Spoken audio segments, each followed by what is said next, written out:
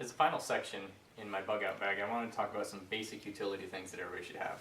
One, and it depends a lot on your climate, is a good hatchet. People in the southern climates believe in machetes, but a good hatchet to stay with you. This one's been stone sharpened over and over, so it's not that sharp, but it's easy to do in the field, and anything that you need something exceptionally sharp, you can rely on one of your quality knives for.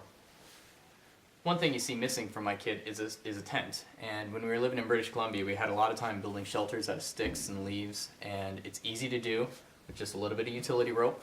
Preferably get a camo color, but this is a good quality rope. Utility rope is very important for hundreds of reasons, but basically this and this is all you need to have a good shelter anywhere you are.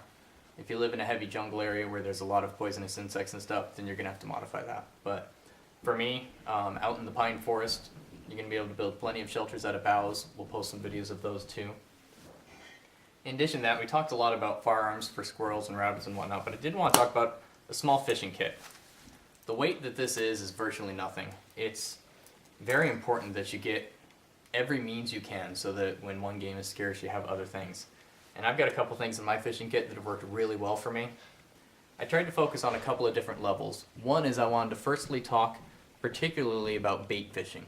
There's very little weight required, and all you really need is some good brass laser cut hooks and some bell weights, which I have scattered throughout here.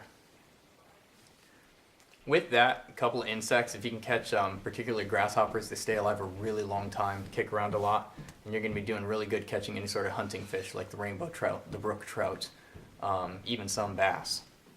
But there's also different lures for different situations. The gummy lures, if you live in an area that has catfish or any sort of dirty stream, this guy's big and he's bulky, and I debate him because of the weight that he is, but he's just so excellent with catfish. You just leave him on the ground, jimmy him along, and you get him every time. So for mid feeders, I went with an alligator type. I've got a couple of these because I tend to cast so hard that I lose them. It's important in your alligator lures that you get the kind that are hammered with a scale pattern. When they move in the water, it's a lot easier to see. Also the holographic stripe at the top. These hammered scale patterns, I really have seen a difference. Now these ones are about 10 bucks for a 2-pack, but they're well worth it. You're going to go in there, you're going to waste them, they're going to sit there forever. In addition, for bottom feeders, fake leeches. If you are going to fish with a fake leech, get the kind with the branches on them.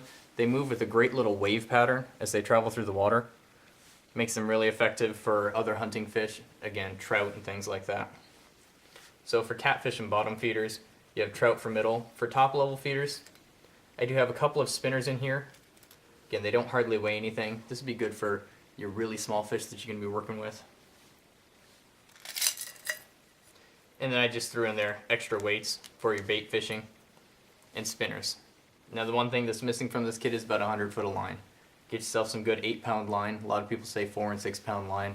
The fish are less likely to see it, but you're not going to be able to replace your lures. So get a good strong line, ball it up and tape it on here. The line that I had in my garage was old and was out of date, so I didn't want to show it to you because it will snap. Replace your line at least once a year. A head net has a million uses. One is makes great pre-filters and strainers, as well as using for small nets and gathering things up. These ones are super strong, these Sea to Summit brand. In addition, the bugs can get really bad in spring and fall, and wearing it over top of your hat, very effective that way.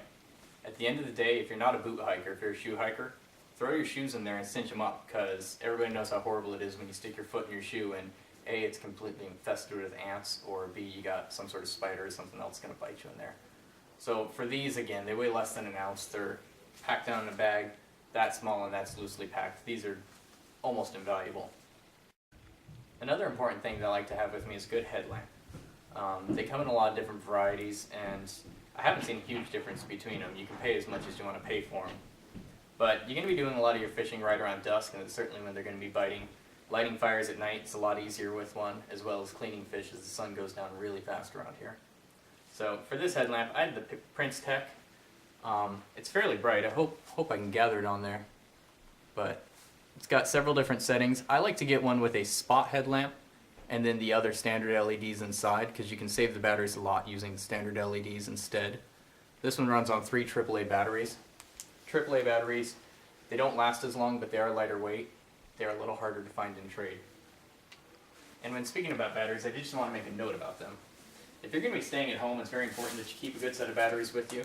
I have several boxes of these. These are 144 in a box, double A's. And D's for your home lanterns and whatnot. You know, these come 72 to a box. These are Duracell Pro Cells. They last longer than your standard alkaline, but there's another type of battery that's far better, and that would be to move on to the Energizer E². These lithium batteries have a lot of benefits. One is they last about, they say 7 times as long. I found them to be about 5 times as long. They are a lot more expensive, but the most important thing about them, they weigh 40% less than your standard batteries. When you're going to be carrying these with you, the ounces really add up fast, and anything you can do to save that weight. Yes, they're more expensive. Another really nice thing about them is they're completely unaffected by cold, down past 35 below zero, whereas your standards are going to stop working somewhere around 5-10 Fahrenheit. And finally about them, they have a shelf life of over 10 years. So you can buy them, you know that it's an investment that you're going to have forever. When you're hanging around in the house, use the alkalines. They're affordable, they're easy to get a whole bunch of them, but if you really got to leave and what you have is what you can carry, the weight savings, the longer battery life, and the fact that they're going to be good forever, I really definitely recommend the E² by Energizer.